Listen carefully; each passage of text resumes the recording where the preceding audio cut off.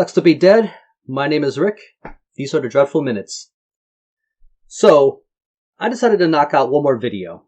So, it is Sunday morning, and just got done with the live stream. I'm getting ready to post a Valentine's Day video. That one will go up first.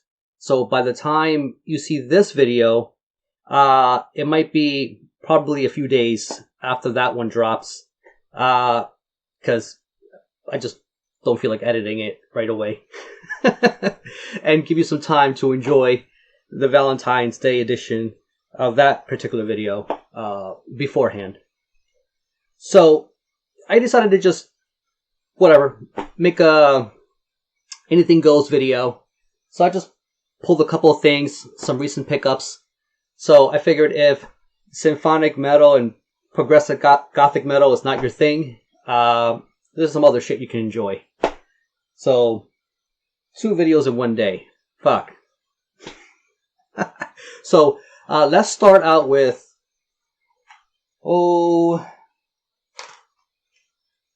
let's do Hoof Child Records.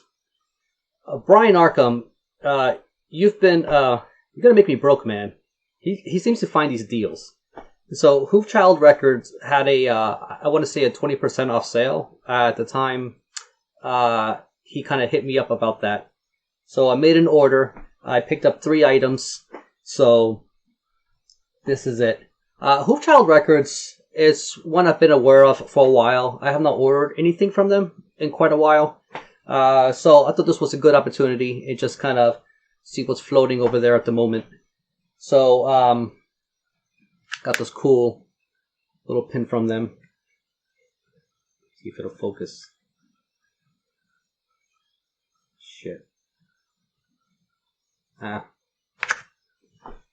I just like to show things like that because every time you throw a little sticker or a little knickknack or a pin or some shit like that, it gives you an idea that the label is going a little out of the way to give you a little something else. You know, so I figured it's worth at least mention. I know not everybody does that. And they want to get right to the fucking albums, and that's understandable. First, I've been waiting for this one for quite a while. I've been anticipating it. I love Cruthu. And this is their latest full-length Through Cruthu, I think is how you say it. And I loved the first album when that dropped. I think that was like 2018, maybe 2017, something like that. But regardless, I knew that I needed to hear more from this band. And to really, know where they're going to tread from that first album. If you're a Doom nut, that is definitely a band you need to check out. So it's US-based Doom. And let me show you the cover. There we go.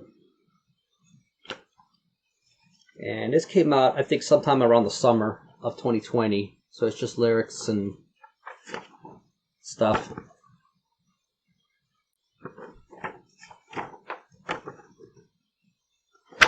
The style of this Doom feels very ancient. Like, this could have easily came out in the 70s. You wouldn't have been none the wiser. It grooves really well. The singer has a certain voice that I think is quite unique. It's very hard to compare this band, really, to anybody that's quite like them. I could put some names out there, but I don't think it still does it enough justice. Now, this didn't grab my ear as quickly as the previous album, but at the end, I think this was a more satisfying listen. So we got about 6 tracks, and it's all strong. I fucking love this album. Only thing to note is the actual CD.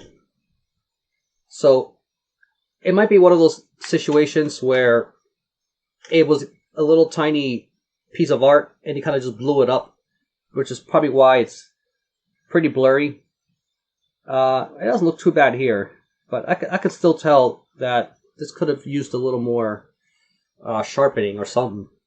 So you distros out there, you need anything done with production and you need to spiff up your artwork, give me a call.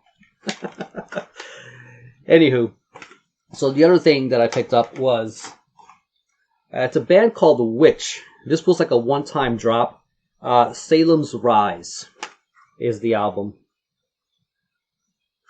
And I actually seen this before, and I heard a little teaser here and there, but it didn't quite grab me just yet, and I've been kind of bookmarking it in my head to get back around and check this out fully. And then Pat, Ground Zero Salem, showed this in one of his videos. I was like, aha, I need to grab this. So this was a good opportunity. So thank you, Hoof Child, for having this up there. I don't know if it's still for sale. So this one has a very interesting story. So this is literally 1980s heavy metal. This release came out in 1985, and it's one of those where it had a one-time debut, and it sort of just disappeared. So this was shelved until, I want to say maybe 2018, when it was a limited vinyl issuing of this. And then the CD that came out last year, which I'm holding right now, put up by Eargasm. So, I mean, look at that. Oh yeah, truly a product of its time.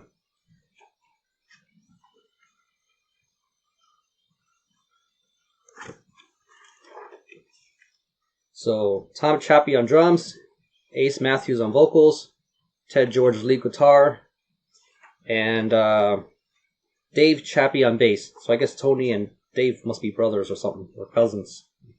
So, there's Dave. So, I do have a few things to say. I think that this album is really meant for true 80s heavy metal nuts. The production on this, despite the artwork, it's not as rough as you would think. It's actually very clear and very, very well produced. I don't want to call it, super spiffy, high grade production, not Def Leppard hysteria kind of production.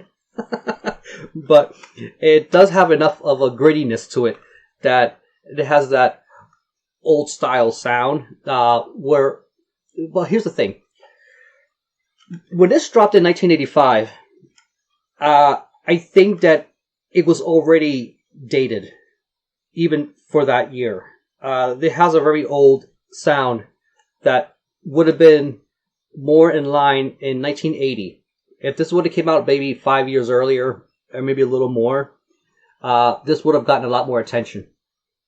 So I think up front, this was already intended to be a limited one-time kind of deal. They all got together and see where things happen. I don't know the whole story per se. However, I think they do explain a little bit of it in the front here, which I should have read thoroughly, to be honest. But as far as the songs, I think this is very second half. It favors the second half.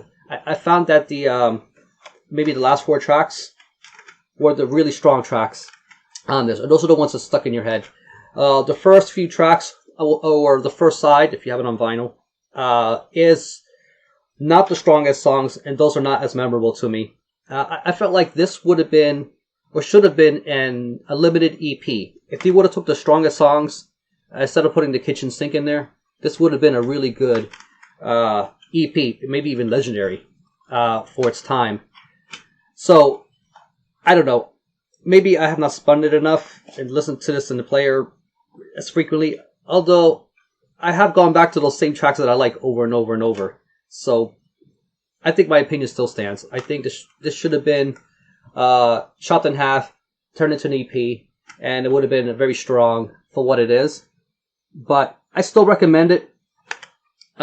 Just with that disclaimer up front regarding my experience and what I've enjoyed out of this. So the last thing I got from Hoof Child, it's a very interesting, this is a fucking fun tape. This is called Low Magic. As you can see, it's got that very Commodore 64, very intentional style of aesthetics going on. Here's the tape.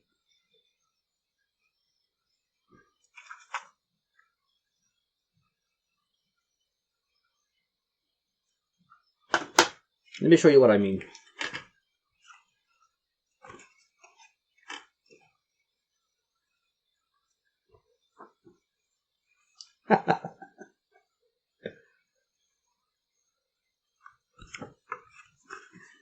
So it's 4 tracks. They're the lyrics. It's even got that old-timey Commodore font, you know, with the what you used to get at the text on the screen. I'm gonna make you guys need glasses. Shit, with all this fucking blurring. This was a limited run of only 100, and I don't know. I don't think it's still on their store anymore, but I'll put the Bandcamp link on there. This is a fucking enjoyable listen. This thing reeks 1980. They nailed the 80s sound. It kind of hinges on that heavy metal, hard rock, at moments punk, post-punk. It has all that sort of concoction of sounds thrown in there with that 80s sounding production. Here's one of those prismatic stickers. Kind of takes you back, right? I used to love these. I'm not sure where I'm going to put this. But this was a surprise. I had to know what this sounded like. I had to know what this was. So, kind of cute. You know, programmed by, graphics by, music and effects by. So, the theme is just oozing this all over. So that is Low Magic.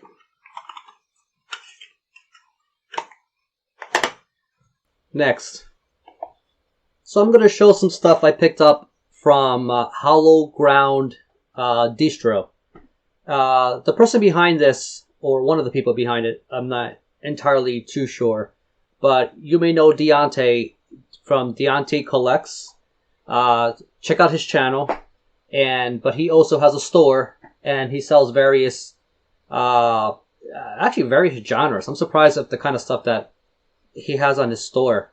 So I decided to support him and show some of the stuff I picked up from there. So first, let's do some hardcore. So this is a band out of Brooklyn, Court Order, self-titled. I think they had an EP before this, and they just announced a new, I think it's a new album actually, this year. Or it might be an EP, it's not entirely clear. So, pretty cool photoshopped art there, with the tentacles and whatnot. Very nice presentation. So he sells a range of tapes, CDs, vinyl. So I figured, why not just show all formats? So here's the insert. Really cool drawing there. Collage, or whatever you call it, but it's very, very fitting for the music. Lyrics. And let me show you the record. Came in this nice, I don't know, is it maroon? Not quite crimson. I think it's more of a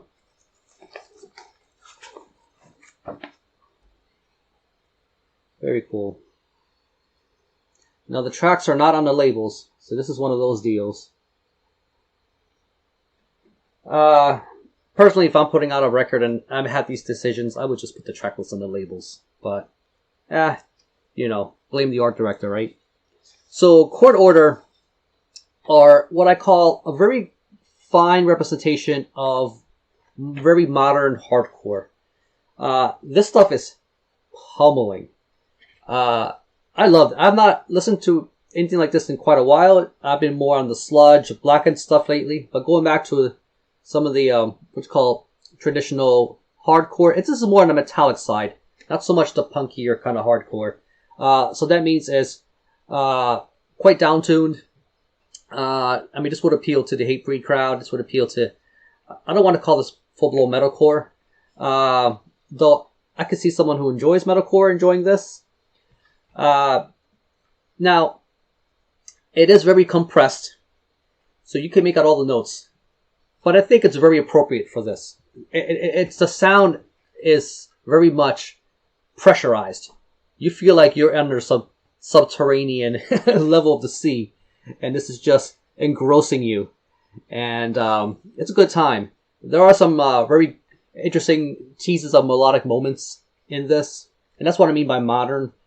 They try to go a little bit outside the box with some of that, so you don't get bored. All the way, I'm actually looking forward to see what the new album sounds like, if they made any deviations from this. But if they don't, I'm completely good. I would love to hear more of this. This actually was a really quick listen. So what do you got? 7 tracks, something like that. But really cool band to check out, especially if you're into, you're a hardcore nut, and you don't mind the modern production kind of deal. So next, another hardcore band out of North Carolina. So these guys have been around a while, so they're not new kids on the block. Advent, Pain and Suffering. So this is an EP. I think just looking at it, it doesn't quite look like what you call a typical hardcore album. It could even pass for something Blackens, right? Based on that aesthetic. So this was put out by Bridge 9, out of Boston. So if you purchase from there frequently, I'm sure you've seen this around, especially considering it's not a new release. This came out in, I want to say 2017. Yeah, 2017, Bridge 9. So 4 tracks. Again, this one's punishing. Not quite as compressed and down tuned like the chord order was, but this will scratch that itch. If you love very in your face, no frills, hardcore, there's the disc. They get in and get out. This is all this is. Come in there, pummels you. Your itch will be scratched. Check out Advent.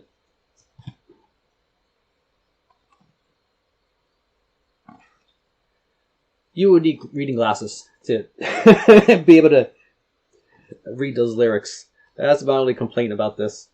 Well, that and it's some people may not like the cardboard thing about it, but I think for the kind of crowd this caters to, I don't think they're really going to care. This is the kind of thing you can just pick up and throw it in, throw it around, throw it on the couch, not worry too much about it. It's not like that Cruthu I showed earlier with the cracked case. The shrink wrap was still on it, and the case already came in cracked. So, wah. And next, some raw hardcore punk out of Denver, Colorado, I believe. So, I kept this one intact so you can see the presentation. So, they're called Targets. So, this tape, yeah, you probably noticed the bullet there. You get an actual fucking bullet.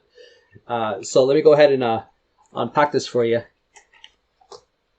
Check out its contents. Aggressive, fast, in your face, and I want to emphasize raw. It's very intentional. This could have came out in the 80s. I know I keep saying that, but this seems to be the general theme here. So here's the tape. At least it has that sound. Demo EP 2020. I know there's a newer release apart from this one. As far as I know, it's only 2 tracks that I'm aware of. So these guys are new to me, so I still need to explore more as far as their other material. As far as the booklet, here's my only complaint with this. For what they're going for, now, I get the whole DIY thing and limited run stuff, but they use some thick photo paper. You see all the glossiness and all that sheen and shit that's happening here? I mean, you could even look at the photo paper mark on it. It's pretty obvious. So for something that's supposed to be representing an underground and raw and, just kind of basement dwelling kind of stuff, I felt like this photo paper kind of took away from that experience, kind of took you out of it. So I felt like they should have just went to just regular paper would have been fine. Some cardstock would have been okay. But that's just me being, an anal nut artist. So those little things tend to bother me. As far as the experience, it did came with this. So this is one redeeming factor, in some form. I mean, maybe one day when I finally get my bullet belt, I can kind of include that on there. So it came with this. I guess it's a poster or flyer. I don't know what you call it. So let me pull this out. But overall, it's nice. I'm glad that they kind of went a little bit out of the way to do this.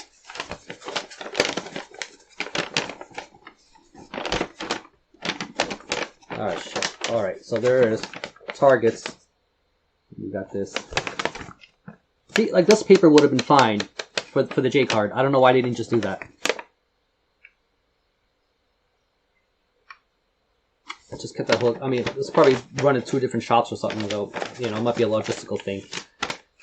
But if it's something you did at home, it's something to think about. So that is targets. And I don't think there's any... Yeah, it's just Demo EP 2020. There's no other name to it. So the last item I got from there is, yes, another Dillinger Escape Plan. This is the first release after they were done with their Relapse contract. And I believe they got a new drummer for this album. So they were able to expand a little more. This was put out by Seasons of Mist, which I think distributed this. But I think they started their own label, just so they have a little more freedom to really explore, new stuff with their sound. Party Smasher Incorporated. So the album's called Option Paralysis. Enjoyable listen. Here's the disc.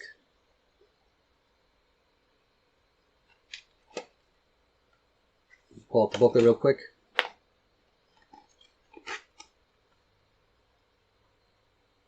Interesting artwork. Look at that.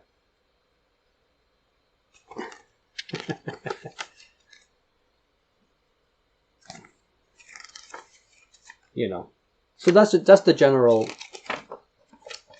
theme with all this sort of pen and ink kind of anatomy. The rest are just lyrics. Deonte, I got a question for you, man. So this right here, and I'm not shitting you, this cost me $2 with the shrink wrap. $2.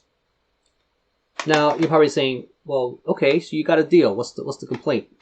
A complaint is, am I going to get a bill for the balance of what this was supposed to cost? Did you make any money off of this? Am I going to end up like that guy in that John Cusack movie? You know what I'm talking about. Johnny. 4 weeks. 20 papers, that's $2 plus tip. Gee, Johnny, I don't have a dime. Sorry. Didn't ask for a dime. $2. Well, it's funny. See, my mom had to leave early to take my brother to school and my dad to work because... $2. Cash. See, the problem here is that my little brother this morning got his arm caught in the microwave and my grandmother dropped acid and she freaked out and hijacked a school bus full of penguins. So it's kind of a family crisis, so come back later. Great. All right. I'll just keep looking over my shoulder, looking out for any kid on a bicycle with a, with a switchblade comb. So that was Hologround Distro. Check out Deonte's store. There's got to be a little something for everybody. I noticed quite a range of things. I actually got the Idle Hands from there that I VCLT'd for Justin because I knew he would love it. And I figured, I'm here. Fuck it, why not?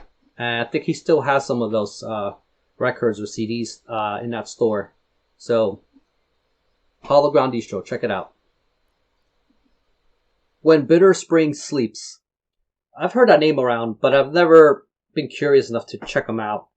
Now, I first owned anything by them when I got that Panopticon, when Bitter Spring Sleep split.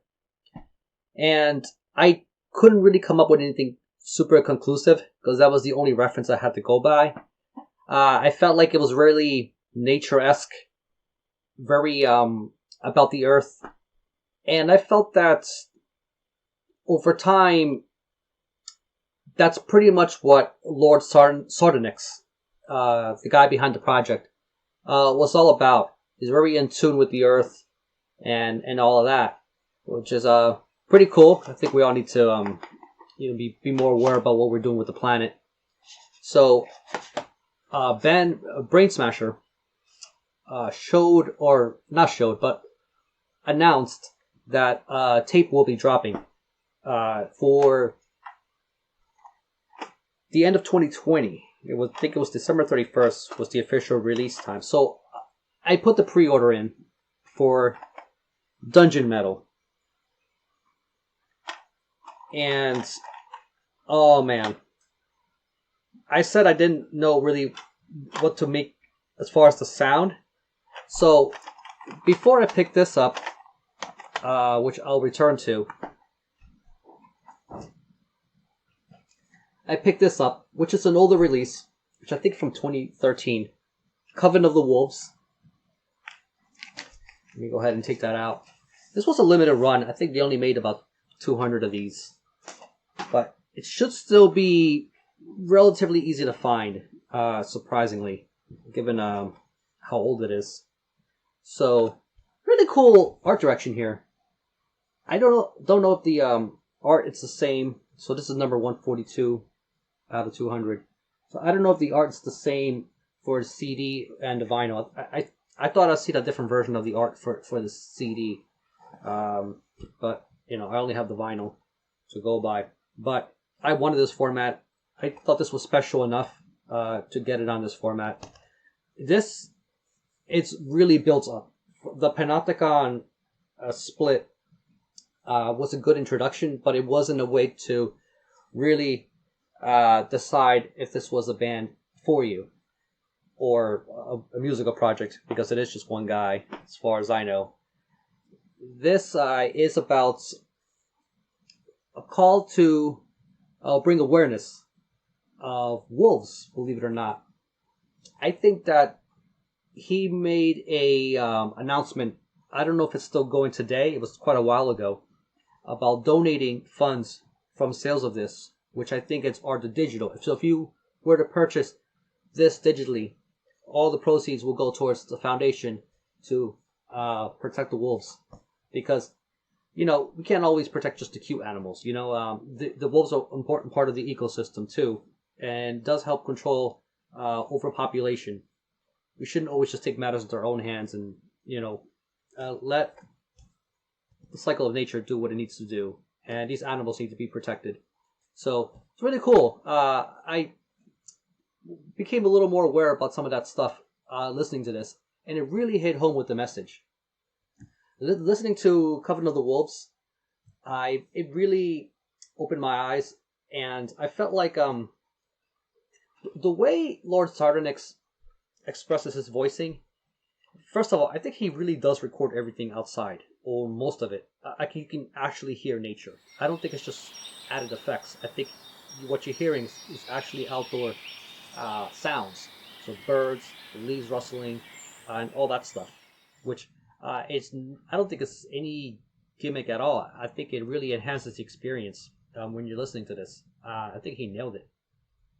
The thing about this is he's got a very baritone way of doing the vocals for this, and you feel like the earth itself is speaking to you. Rick, There's something that this is the Earth speaking. Oh, hi, Earth. You have been a naughty boy and not helping this planet. Do your part. Okay. I'll do my part. Thank you for letting me know. Recycle those Celine Dion records instead of the landfill. So, this right here Really enjoyable listen. It came out a few years ago, but this is something that should be in your collection, especially if you like the nature stuff. You like the atmospheric side of black metal. Definitely for you. And has a very, which I think is from Iowa, it's got a very American sound to it. It's hard to describe, but if you listen to a lot of American atmospheric black metal, you will know what I'm talking about. Now, going back to the tape, this dropped in 2020 or early 2021, depending on how you want to see it. So only 40 of these were made, according to Bandcamp, or available. As of the making of this video, there are still copies available. So I would jump on it. So I would definitely sample this on Bandcamp. But if you end up liking it, which I know you will, definitely snag it. This does not sound like Coven of the Wolves at all. He stepped it up with the production. There's a really nice sort of glitter. I can focus. The only thing about this is the track list here is really hard to read, because you got all that stuff over it. But, you could just, look at the track listing here. But I think that artwork's really nice. Oh, come on. Really cool release. It's called Dungeon Metal, and this does not sound like outdoors like the other one is. The Dungeon Metal thing really sticks. It sounds very sort of the reverb is kicked up, the echo is kicked up. The guitar is very front and center. There's quite a lot more riffing than what I was used to hearing on this previous material. So this is a really interesting change of direction. There's a lot of creative things that Lord Sardonic's trying with this. So I think that if you don't check out the more nature-esque side of the previous material, I would say, or if you just don't happen to enjoy that kind of style for whatever reason, I would still check this one out. It's just different enough that you might change your mind. Or at least I hope you do, because this is amazing. So that is When Bitter Spring Sleeps, Dungeon Metal, still available on Bandcamp. I jump on it. It's great. Okay, last thing for today. It's a band from Minneapolis, Minnesota, if I'm not mistaken. And they are called Blackthorne. And looking at this, it looks like some kind of weird one-man cult fucking black metal thing or whatever. But surprisingly, this is hardcore, but with a big asterisk. It's a really crazy infusion of black metal and hardcore. Now, don't be tempted to put the word Blackens. It really does have a true mixture of black metal with elements of hardcore. In a way, I've not really seen, if any, bands incorporate those styles like the way they do here.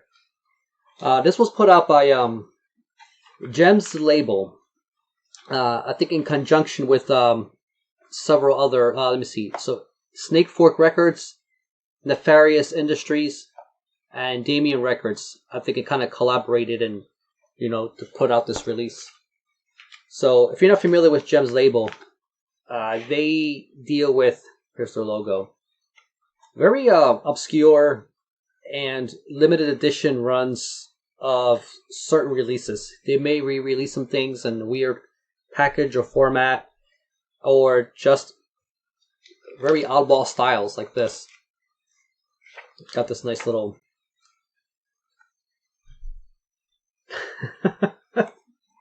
it's cool that they put that in there. I threw in a few Teutonic Fury Records sticker too. So this band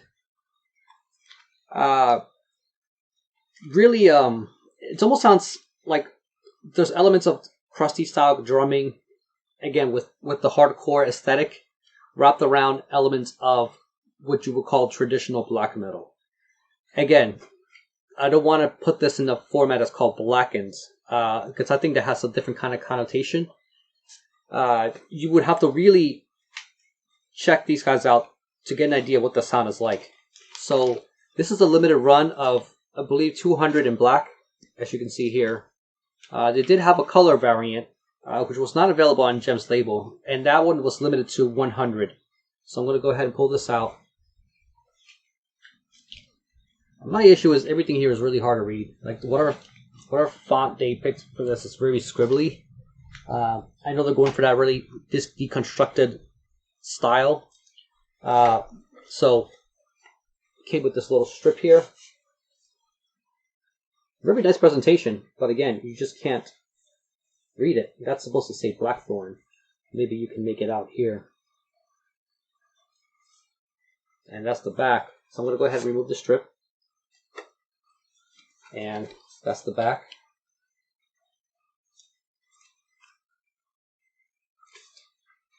And they even went as far as printing inside the strip, which I thought was a pretty cool extra thing.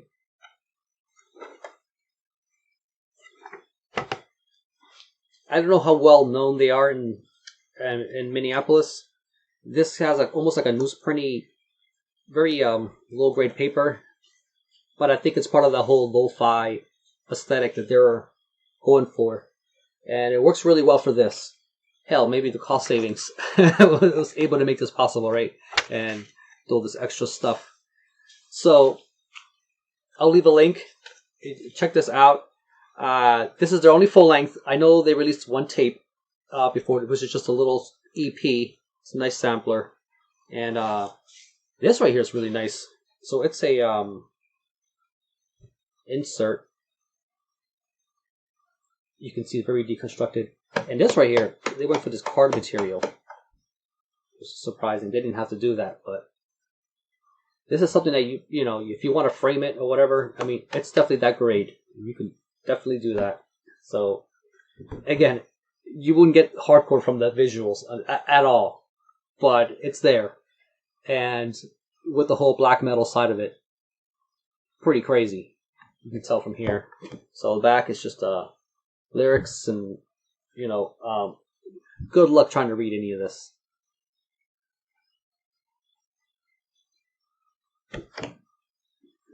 So they did include a giant, I guess, newsprint holster. So let me go ahead and whip this out real quick and take a gander at it. I'm afraid it's going to tear apart on me. It's just newsprint.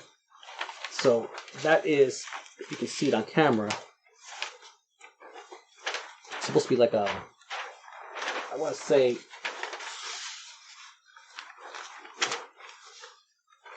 holy shit. There you go. Some kind of tunnel with like a cloaked figure over it. Some bats. So, pretty cool they included that. I almost wish it was on better stock for this particular purpose. I feel like it's just going to rip on me. So, that is Blackthorne. US-based hardcore black metal-esque project. So, that'll be the last thing I'm going to show for today. Check out the links. And one more thing to talk about. Before I end this, I want to give a shout out for two YouTubers that I think more people need to be aware of. And I also would like to thank them for coming on the live streams with us. We typically do this on Saturday nights. And this is towards 9:30, 10 o'clock Eastern time here in the States, when we typically kind of horse around. When I say horse around, we tend to get really pretty silly. Case in point.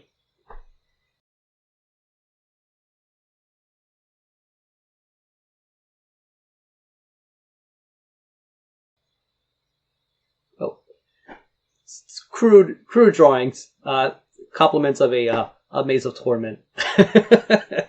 And I think we can appear a little immature at times. And why do I say this? Our European counterparts, I saw a stream with Cloudy Mulder, Mark G with a C, and those guys, and they're so well composed. They stick to the topic. They don't run 8 hours, and then there's us. But it's still fun. We still do it. And you never know what's gonna happen. We may have maybe 10, maybe up to 15, 20 watchers at one point, and that's cool. So I want to thank Kellen. He has a channel called Killing for Company, and it's a new channel. Now, because it's a new channel, doesn't mean that he's new to this music. He's one of those guys. He knows his shit. He's into all kinds of range of styles, and he never stops surprising me with the amount of range of things that he knows and shows. And the reason I want to emphasize his channel is because he does a really good, thorough job of talking about releases. Way more than I ever could. I get that cotton mouth a lot, and the words just don't come out. He can make those words come out. And I think he's looking to really expand the channel and do more with it, and bring it a little higher fidelity. So I think he's going to accomplish that. So he seems like he wants to take his channel towards the next level. So good luck with that, Kellen. And I can't wait to see what you do with your channel. So check out Killing for Company.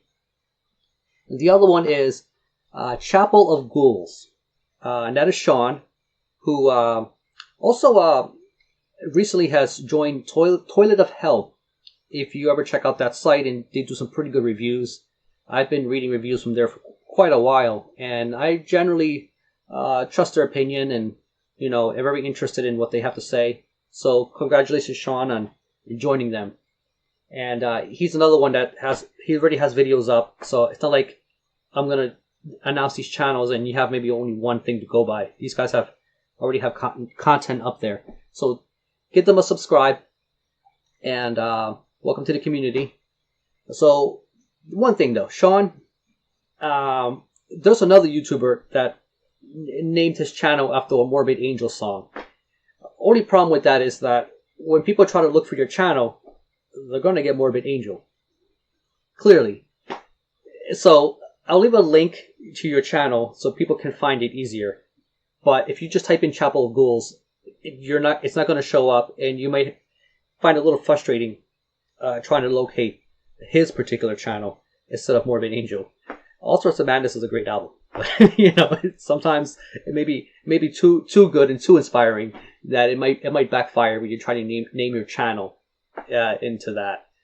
So that aside, those were my shoutouts, and have a dreadful one, and see you on the next one.